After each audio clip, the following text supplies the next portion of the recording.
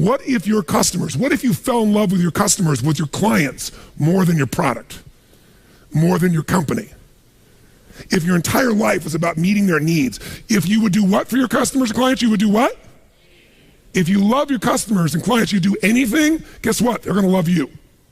But most people love their customers and clients as long as they buy from them, do what they want, respond to them. And when they don't, they go, that's the end. You want clients for life, not just customers? Fall in love with them. It's a different focus, isn't it? It's a different meaning.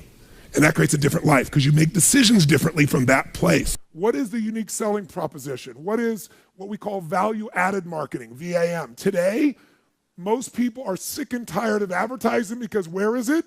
Everywhere. Today, what creates marketing is when you don't just market, but you add value to people. You do something, you teach them, you give them an insight, you give something valuable that costs them nothing, and then they look to you as an expert.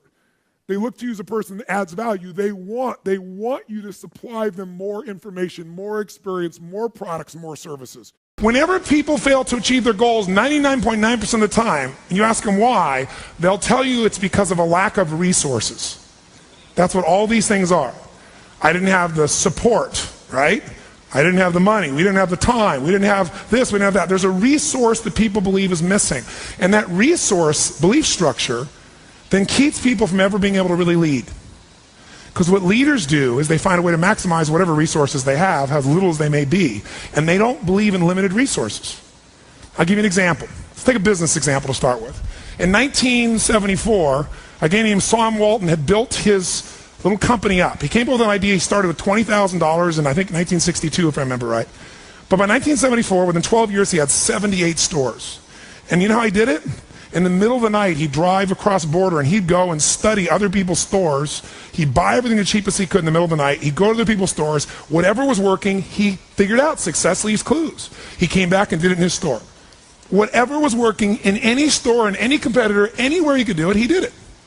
So he figured out how to maximize the little resources he had, his 20,000, built 78 stores, and if you read any of the people following him, the company had gone public in that year, they were all saying, this is it. He's maximized his resources. Did he suddenly get mass amounts of capital? No. Here's what they didn't understand. Sam Walton now, or the Walton organization, Walmart, is the most successful retailing operation on earth. And when you talk about Bill Gates being the richest man in the world, that's only true because Sam's fortune is divided up amongst a bunch of different family members. You put them together, they dwarf Bill Gates. Sam Walton did this. How did he do it? What people underestimated is that this guy could go to 4,400 stores, do $250 billion. Where's Kmart today? And they've been shrinking. All of them have been shrinking. And he's the dominant force on earth. Here's the thing he understood.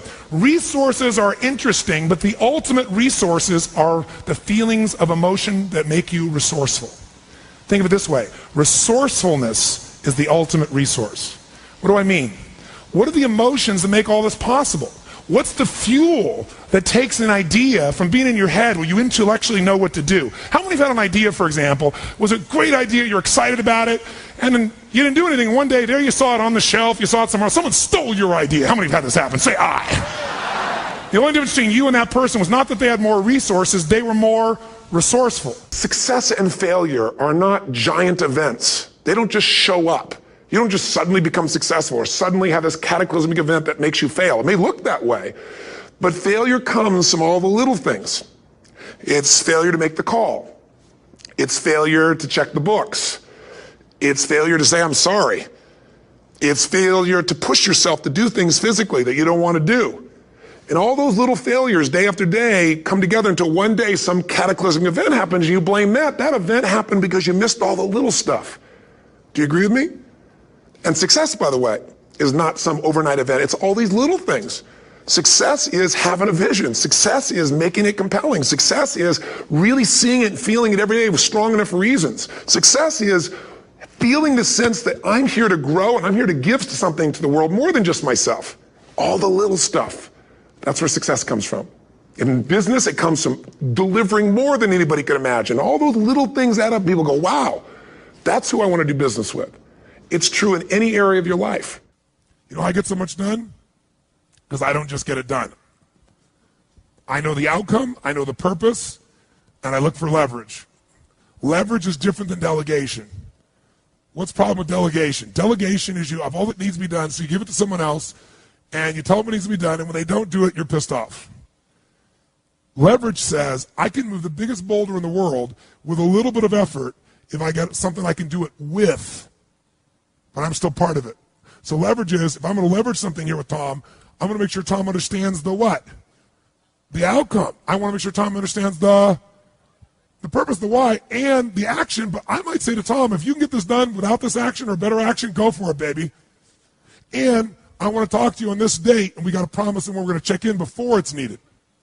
So there's no surprises. And if you're having problems, Tom, come back to me because we're partners on this. That I call leverage. And you know what I do when I have no time? There is time. I just got to leverage it. Now you say, I have no one to leverage it to. You know, Shane over here, right? I got all the stuff he wants to do, he can't leverage it. But Shane's answer was, hire somebody, then he thinks about what it's going to take and goes, $125,000, can't do that now. He's getting caught up in one way to get the outcome. Leverage. He goes through his list and goes, what if I got someone to do 20% of this stuff? I could spend 20 grand to get that much freedom. I could pay for it times 10. And if I'm really productive, my productivity should enhance the world, not only my clients and customers, but it should provide jobs for other people. And if there's anything you hate to do, it's because you're either ineffective at it or you don't think it's very important, but it is urgent. So you need to hire somebody for those things.